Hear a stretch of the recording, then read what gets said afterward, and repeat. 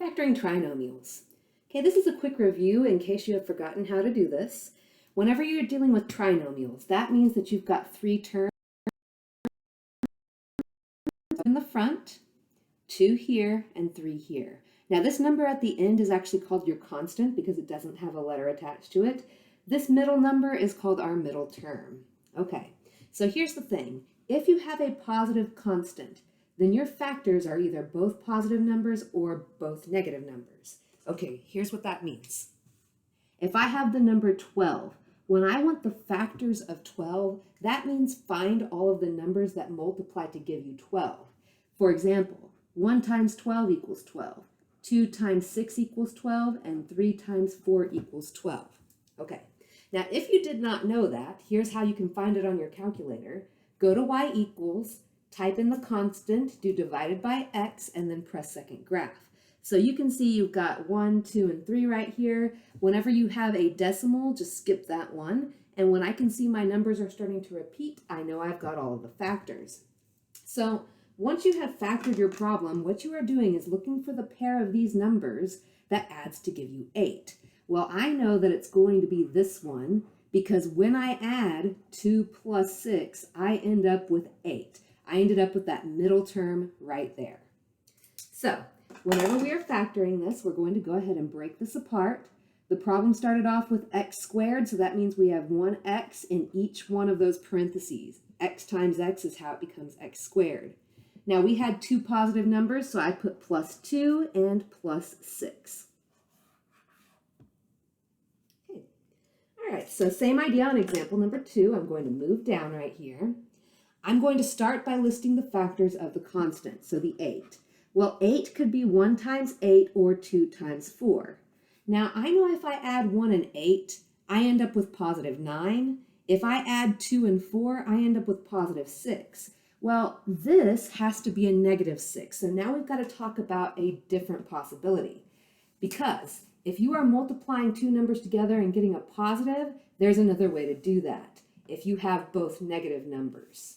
So if you weren't sure, you can use your calculator and do 8 divided by x. Here's how you know you can have double negatives. Go above the error message. I've got negative 1 and negative 8.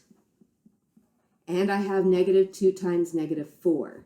So that is actually going to be the pair that we want because when you add negative 2 and negative 4 together, you end up with negative 6, which matches up with that number right in the middle, our middle term.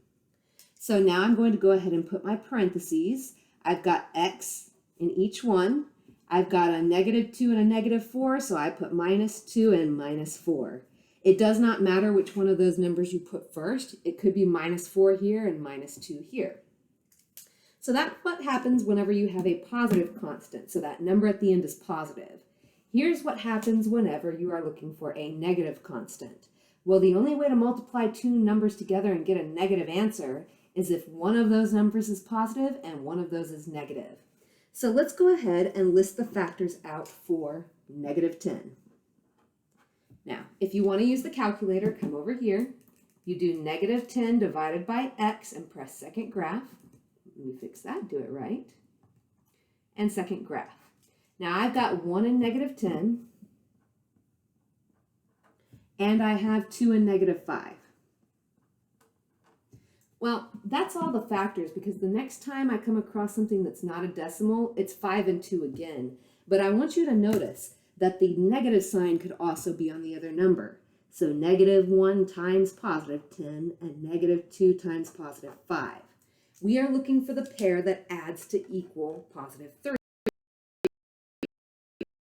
Together, I end up with negative 3. If I add negative 2 and positive 5, that gives me positive 3. So this is the pair of factors that I want. I've got x minus 2 and x plus 5.